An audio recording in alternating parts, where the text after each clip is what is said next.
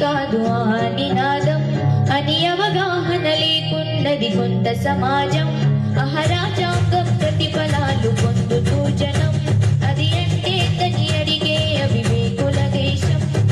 జీవితాన్ని ధారపోసినాడు రమణకై అవమానాలను అనుభవించి నిలిచెర బలమై భావితరాల బతుకును మార్చుట కొరకై అణచబడిన వాళ్ళ కొరకు పుట్టెర వెలుగై. నువ్వు చదువుతున్న ఈ చదువు ఆయన రాత, నువ్వు చేసుకునే నౌకరి ఆయన రాతే, నువ్వు పొందే పదవి అయిన ఆయన పిచ్చే. జై భీమ్ జై భీమ్ జనగుండె